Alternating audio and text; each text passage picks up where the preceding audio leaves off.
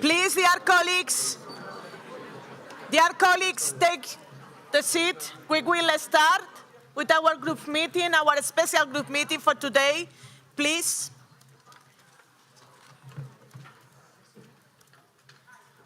¿Tú hablas en inglés? No, voy a hablar en castellano. Vale, tú la regañas en inglés. Sí, solo es así, para el principio que no puedan decir que no se han enterado. Vale.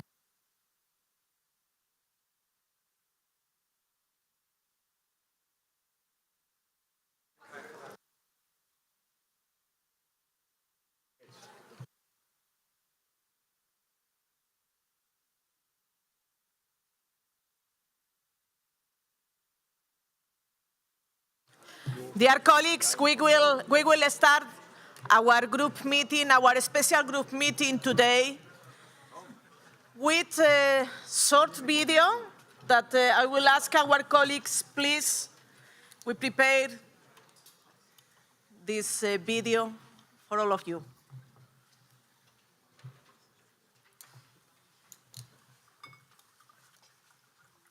The bombed-out houses had not yet been rebuilt. The deep wounds had not yet been healed. Europe still lay in ruins after the Second World War, when courageous men and women set out to build a unique peace project. And it worked. Enemies became friends. The 6 founding members built European institutions working for a common good. The European Parliament stands at the heart of this community of peace and democracy, a house where women and men overcome barriers of language, culture, and nationalities to find political solutions in the common interest of all. 70 years ago, parliamentarians from the 6 founding member countries came together for the first time. Among them were members from Socialist and Social Democrat parties. United by common values, they came together to form a transnational parliamentary group, the Socialist Group. From day one, our group was the driving force for progress and solidarity in the Assembly. After the war, one of the main problems was poverty, so the first parliamentarians really worked to make people's life better. Our family always stood up for democracy and freedom. We always fought for social justice. And we wanted a stronger European democracy. So for many years, we asked for direct elections to the European Parliament. Over these 70 years, we saw our union and our group grow from 6 to 28 countries. After Denmark, Ireland and the United Kingdom joining, we saw Greece, Portugal and Spain throwing out their dictatorships and becoming democracies. Finally, the fall of communism resulted in Central and Eastern Europe to take their place in the European family. Our PES group, our S&D Group, became a melting pot of progressive left-wing members and staff from 28 countries, a unique organization which successfully has set the agenda of the European Union. When the first direct elections to the European Parliament took place in 1979, the Socialists and Democrats became the biggest group in the European Parliament. They played a crucial role in forging the architecture of European integration, delivering on European citizenship, the single market, and the euro. I am proud of our history because we always put people first. To provide job opportunities and training for young people, we created the Youth Guarantee. We were always close to the unions to protect the rights of workers, no matter where they come from. From the nearly non-existent representation of women, we opened the way for female politicians in decision-making, and we launched campaigns to demand equal pay for equal work. We have been pioneers in important changes, such as rights for the LGBTI community. We had to struggle to overcome a wave of austerity. We were able to successfully negotiate a climate law and to include human rights, workers' rights, and environmental clauses in all trade agreements. For our group to be effective, we need science and numbers, but above all, a strong common political agenda and a machine to put it on the rails.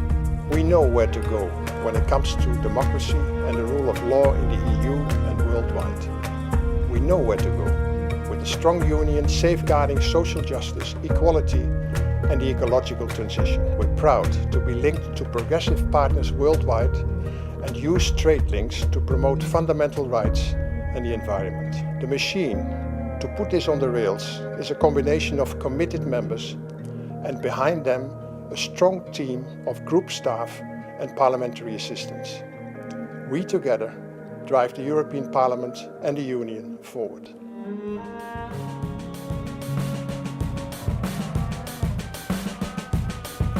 When I look back, I am really proud to lead this group because we have achieved so much together by putting people first, by letting our values of democracy, freedom, equality, peace, and justice guide our political actions. This is who we are.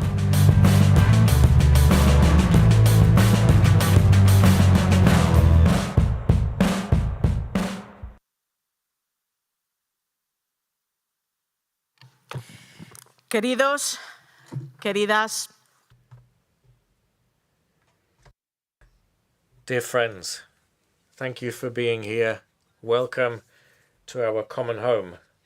Welcome to the Social Democrat Group. There's a parliamentary group in which today, together, we've been able to make progress over the last 70 years. We started to defend those who had nothing other than their work in a society where poverty was the norm and where those workers had no rights. In the 19th century, we saw injustice in Europe. Millions of men and women and children suffered in labor social conditions that were inhumane. They worked long days, from dawn to dusk, for miserable wages.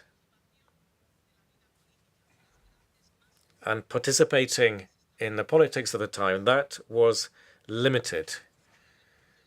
We were born through the Industrial Revolution. This is one of the most important changing points in human history. And we came into being to break the chains of injustice from the past and move to a freer, more democratic Europe, ever searching for equality between citizens. But our history is also the history of the 20th century, especially the dramatic circumstances in the middle. We contributed, the Social Democrats, we contributed to the setting up of the EU. The aim was to make it impossible to live through another war. This is the biggest peace project ever created in Europe's very long history. A union of peace, the biggest single market in the world, protection for our citizens to be able to work, live, study anywhere in the EU, and we have given huge amounts of money to develop other regions around the world as well. Thanks to this group, I think the Europe we see now is very different. But even though it is different, we have new challenges ahead. Citizens are concerned. Putin's war against Ukraine, that has ruptured the system of order in Europe. It was an attack on international peace, on our values, on our social cohesion, our way of life. He wants to divide Europe, Putin. He wants to strengthen the extreme right and end democracy that he so fears. But he won't achieve that. In difficult times, we need as much commitment from everybody as possible. And throughout our history, social democracy has shown that it's been able to respond to the difficulties of the time, to the sacrifices we need to make, and to overcoming the different institutional economic crises we've faced. But we've always stuck to our fundamental principles. Let's not forget this. We're the only possible future which will make the weak strong, which will allay the new fears that societies have. All of you who are part of this huge family, let me say thank you to you all. Thank you for your commitment. I think we've shown the potential we have as a family. In these difficult times, we've shown how we can overcome social breaches, dealing with neoliberal policies, and together we've shaped the human face of the EU. Since the pandemic, we move forward with strong support for public services with the Next Generation EU Recovery Plan, mutualising, bringing debt together. We've pushed forward the Green Deal to make sure that we achieve the environmental transition. We have worked against extreme right governments and stood up for our rights. When our children's futures are at stake, we have stood up and supported their rights. And if the rights of women are threatened, we support equality and an end to gender-based violence. And given the drama we see in the Mediterranean, we are looking to a new migration asylum pact to allow migratory flows as part of the solution, not as part of the problem. So today, Putin's war in Ukraine has meant that we're facing a new nightmare, and we're having to deal with this brute aggression. Colleagues, our major strength has been a desire to move forward. We've looked at what happened in the history. We thought pandemics and wars belonged in the past, but these will show whether we're able to come up with a fair future. We want a more social Europe, decent jobs, decent, affordable housing, where men and women have the same rights and where we can protect the environment. We want a health union where we can prevent future health crises. And we need to be strong in our fight against corruption, strong in our defense of peace both within and without our borders. Since I was elected to my town council, I realized that this is a happy family. I'm very happy to be your president, this S&D president, to defend the struggle for people to live decent lives. Our social democrat project, the main protagonist is the social majority. We've been able to resist wars, pandemics, but we are even stronger than ever to move forward. The founder of the Spanish Socialist Party, Pablo Iglesias Soci, showed that we don't die socialists. We move forward, and when there is injustice, there'll always be socialists. So, colleagues, in all humility, with all commitment, shouldering our responsibility and our ambition, but also showing the bravery that's brought us to this place, we are ready to celebrate the 70 years that we have here in our union. Thank you.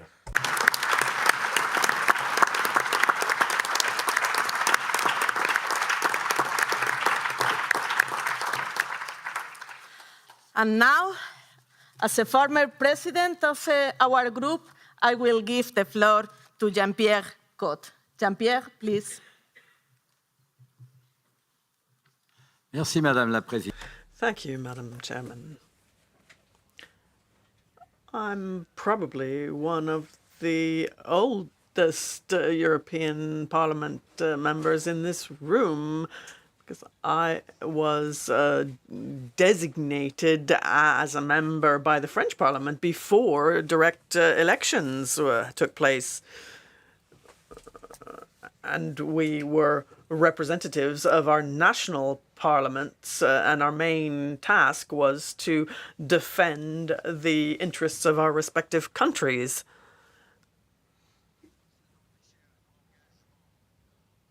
That didn't prevent any sort of European commitment, of course, but it was something different than we have today.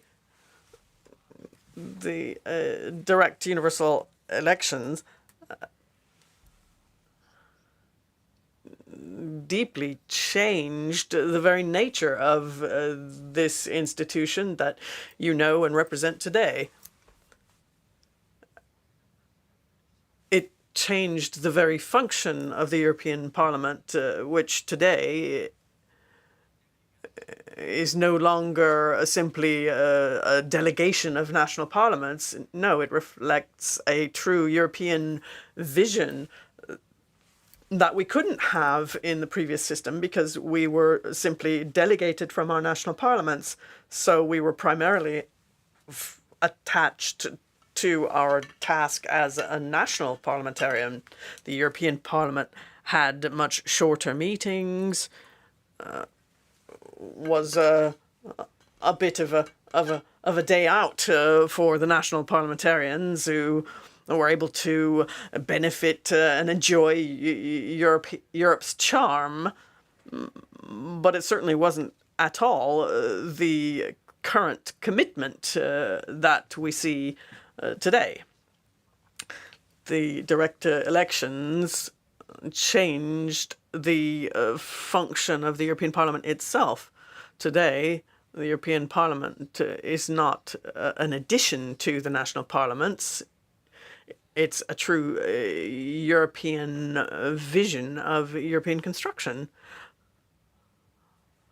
Now, obviously, we all carry our respective nationalities within us.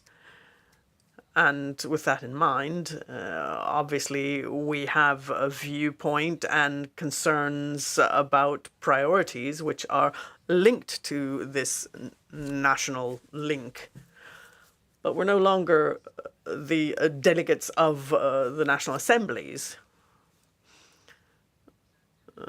So now we're in the service of our common interests, our common European interests. You are, because I'm no longer, of course, but you are the representatives of a European viewpoint, of European values, and no longer ambassadors or representatives of national parliaments. And I think it's that transformation of Europe through direct elections which goes far beyond just a simple change in electoral methods that allows us to have this European viewpoint, which it was difficult for us to have at the time. I mean, we did, but we were still just simply national parliament delegated, and we missed this comprehensive view of Europe that you have today, and I'm envious of you.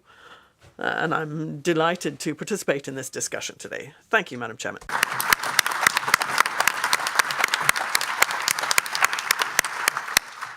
Merci, Jean-Pierre.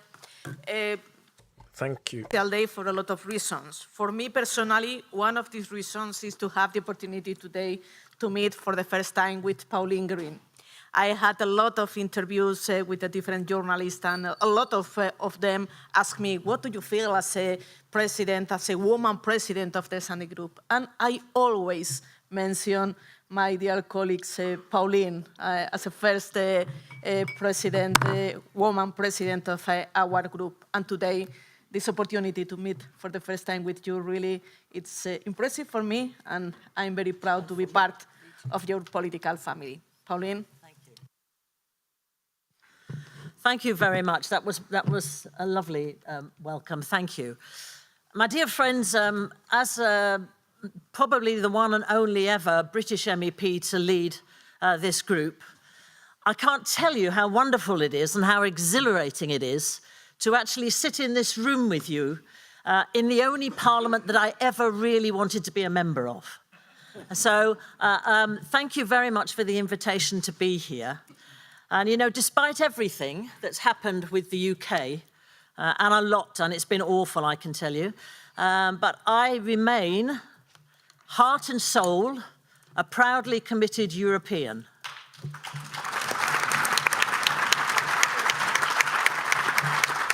And when it became very clear to me that all of our efforts to overturn the ridiculous Brexit was going to fail, I took advantage of my birthright and asked the government of Malta for a passport.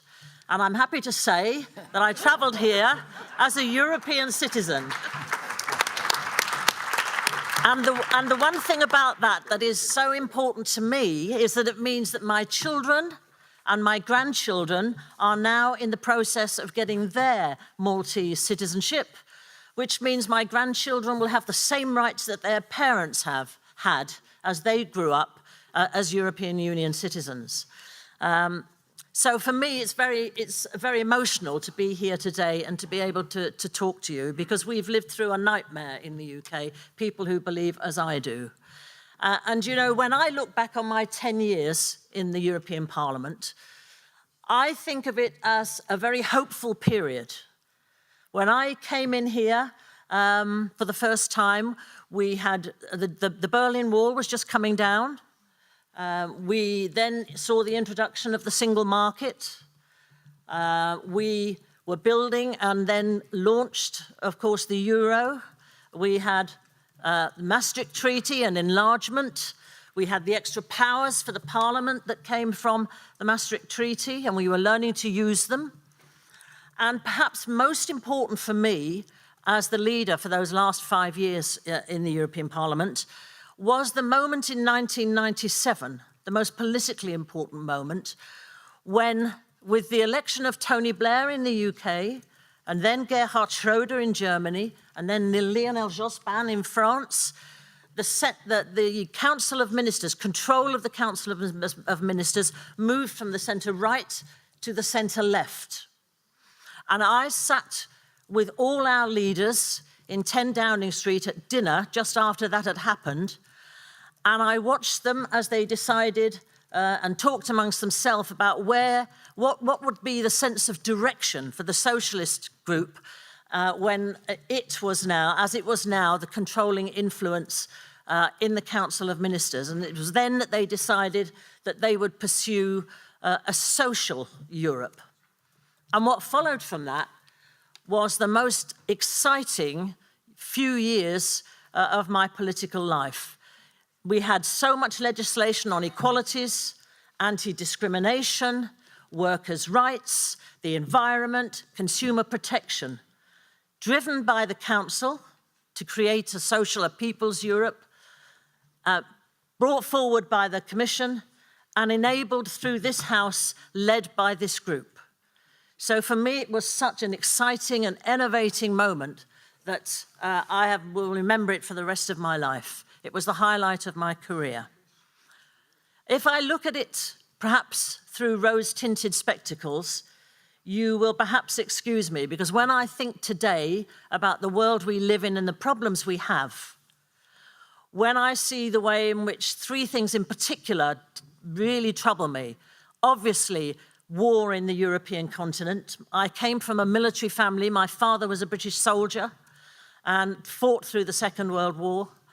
And when I see what's happening in Ukraine, my heart goes out to those people, courageous and steadfast to fight for what they believe in. And I think it's crucial that you, particularly you here in this Parliament, make the case for peace. It was so important as a motivator for me in my belief in the European Union that it was the best single ever initiative of conflict resolution that the world had ever seen. The second thing is the way in which the present crisis around the world is affecting our approach to the climate and the fight to get to fight climate change. It seems to me, certainly in the UK, we are falling behind badly on our key targets, and we're not alone. And the third and final thing I would like to say is please, please look to our democracy, because sitting outside of mainstream politics, I'm still obviously an active Labour member, and we have to win the next election in the UK, or the UK and what it stands for will be ruined for good by this dreadful, dreadful government that we have. But when I look at democracy, I think it's absolutely vital that we acknowledge where our democracies need refurbishing and replenishing and reinvigorating for the coming years, given the social media driven, the way social media is driving movements which can blow away political causes. So please, it's people like you now who we rely on to defend our democracy. Thank you for everything you've done for me, and thank you for doing what you're doing. Good luck. Thank you.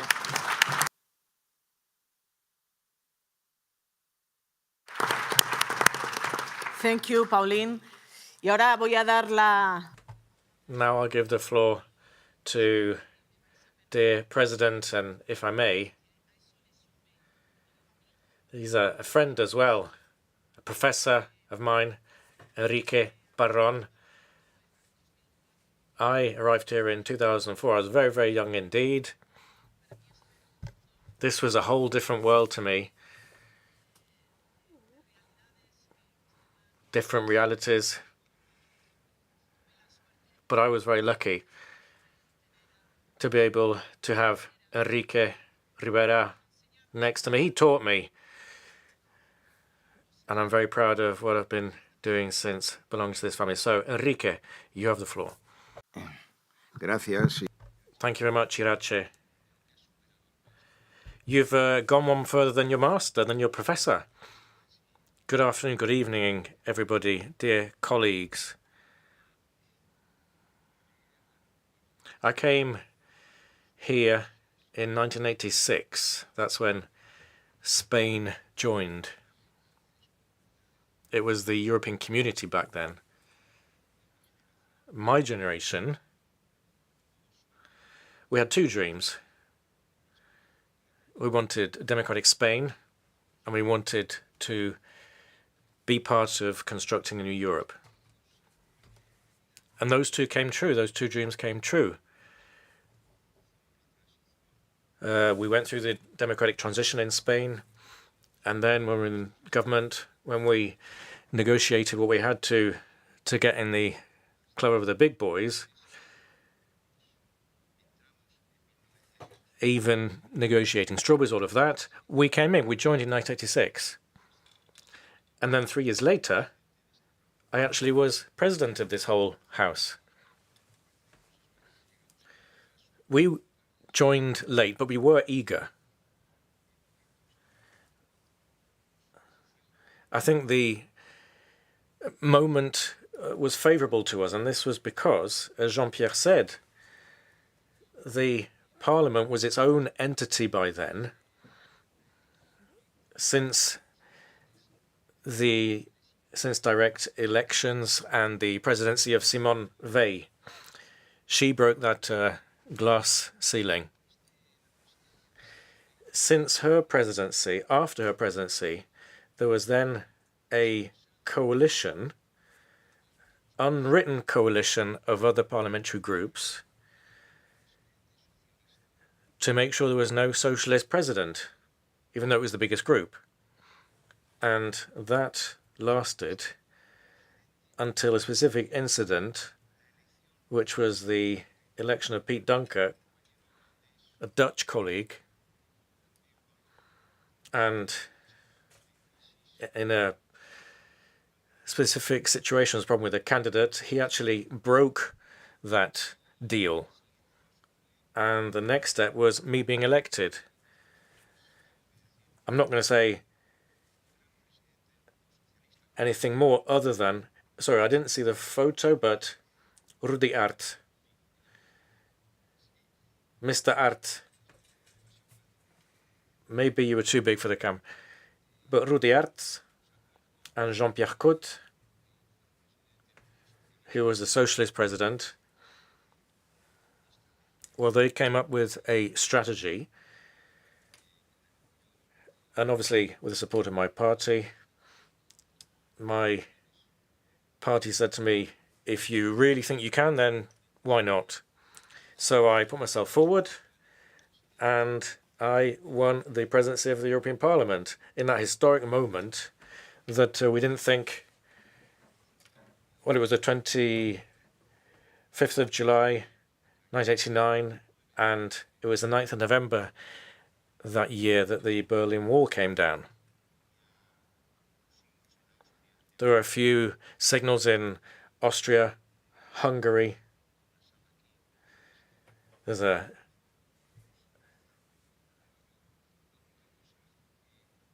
room dedicated to them here. But I'm thinking of Europe now, especially with the Ukraine war. The 9th of November, I was actually on official visit to Rome, and a journalist asked, the Berlin Wall has come down, or said the Berlin Wall has come down. Could you say something? And I said, figuratively, or just, I just could not grasp the fact. You know, for us parliamentarians, for groups, for all the intelligence services as well, it was just unimaginable. All of the Western powers, 25 years of history came to an end, and we started on constructing the future. I won't take too much longer. Then the USSR accepted the existence of the European Community in 1988. And now everybody that has been able to now has joined or is asked to join this union of peace. But that we still have an existential risk. And that is this empire, this Slavic Orthodox empire, which still wants to rule Europe. Pauline, you're still with us. You're the British. You're welcome anytime you want. I know I have to conclude, but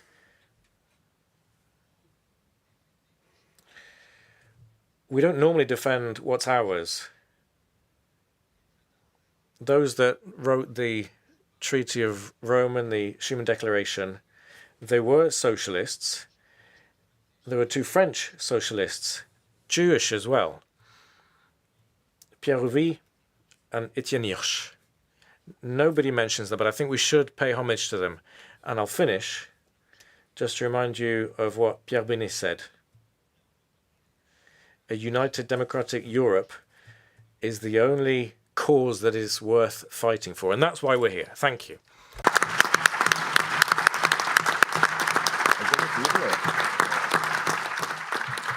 Muchas gracias, Enrique.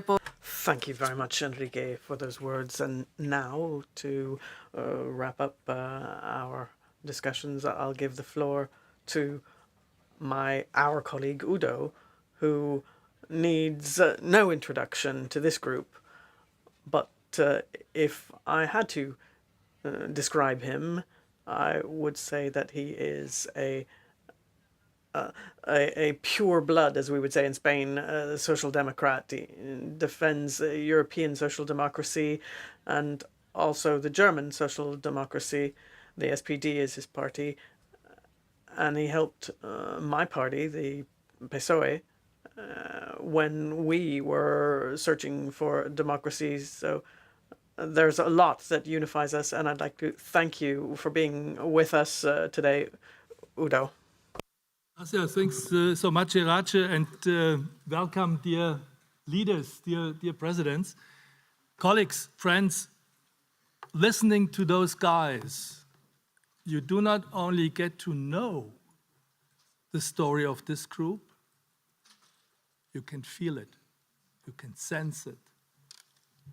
the excitement that we as Socialists and Democrats in this European Parliament, we are somewhere in between a very old fairy tale about the good and the bad and what we are committed to, and a very modern science fiction movie, where to go to and what to do and how to shape the world and what to achieve. So somewhere in the middle of these two ends.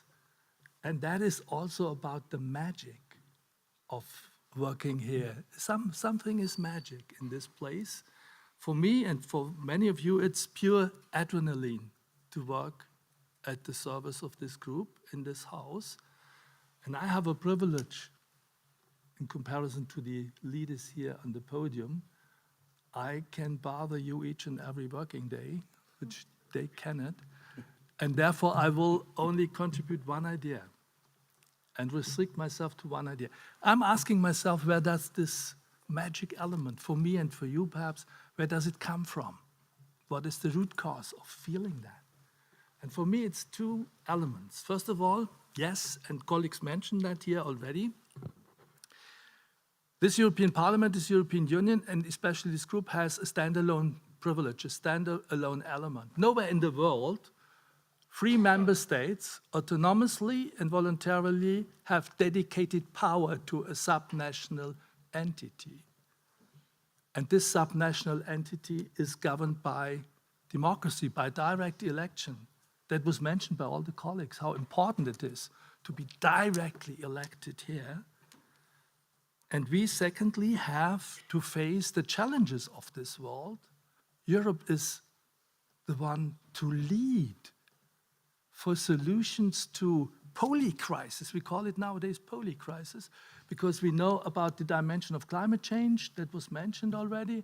We know about the dimension of growing inequalities. The pandemic situation drastically informed us about also the dangers on this planet and how unjust sometimes the solution capacity is. We know that after Putin's war in the Ukraine, the world order will be a different one.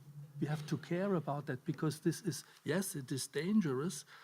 And how to organize a new multilateral, stable, peaceful system and doing the incredible, that is the challenge, to transform our social systems, our economy to a sustainable and just order to the benefit of all, for the many and not only for the few, how to manage it. So this is an incredible task, and if it is not led by Europeans, if it's not led by the European Parliament, and who else should dare to meet these challenges if not the Socialists and Democrats in this house? This is the magic moment, because on the one side you feel totally overwhelmed by the task to permanently lead to new frontiers, and on the other hand, you can feel the strength that comes from unity, the strength that comes from our comradeship and from coming together and to dare to meet the challenges. And there is only, this is my idea why the magic is not leaving us. We have to struggle, sometimes we have different opinions, sometimes we are fighting, that is necessary also, but there is one personal conclusion. There's one personal conclusion I recommend to myself, and I would suggest that we think about it. We have to be bold, and we need to stay bold. If somebody tells you don't dare to do it because it's impossible, this is just the way to go. This is exactly what we have to try. Come together and try the impossible. This is exactly, and we were memorizing the Good Friday Agreement in these days. This is exactly what John Hume, the Nobel Prize laureate, tells us with his life, with his story. Try the impossible and make it real. That needs courage. We have to be bold. And let me add also sometimes a certain degree of mental independence. Because this is not the place, this is not the institution to echo the council.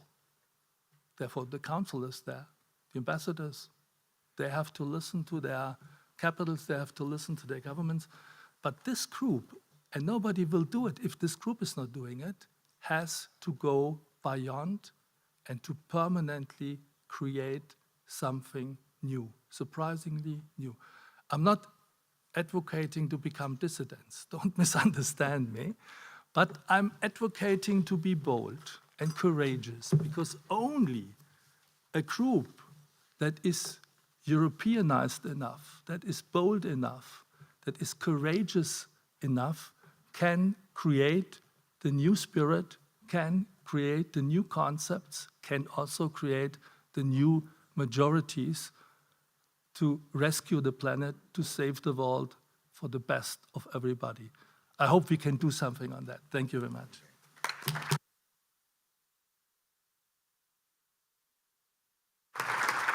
Thank you, Udo. And now we will put Hannes Svoboda video with the message. He couldn't attend our meeting, but he wanted to send us some message. Please.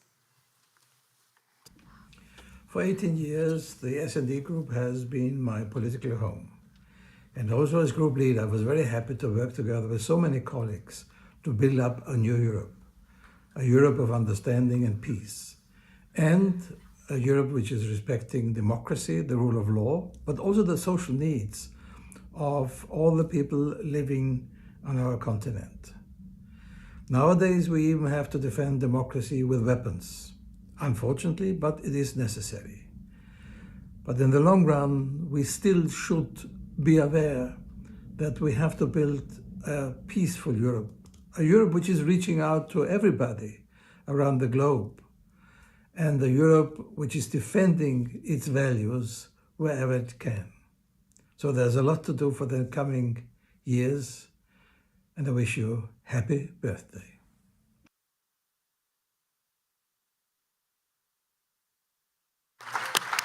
Thank you, Hannes. You could listen in the video that when the Parliament was born, we were the largest group in the European Parliament. And before to conclude this event, what I can tell you is that we will continue working together for the next future to guarantee that in the next European elections, we will be the largest group in this Parliament.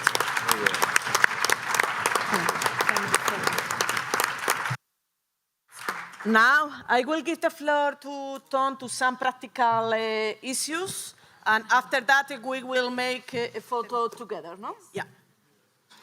Excellent. Well, there are buses leaving to our reception at 7 on the square in front of us, the Luxembourg Square. I think this is the main message. Please bring your passes and your identification on the bus and to the meeting. And we come to that when we are at the meeting. We have some charity for Ukraine. Bring a little bit of cash so that we bring some funds together.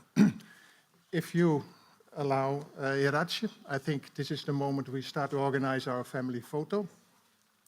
And I would invite all of us, I say all of us, to join here. So we go down and the rest comes here in front, and there will be sort of an aerial picture taking of everybody present. So please come forward, and we face the windows here. Thank you.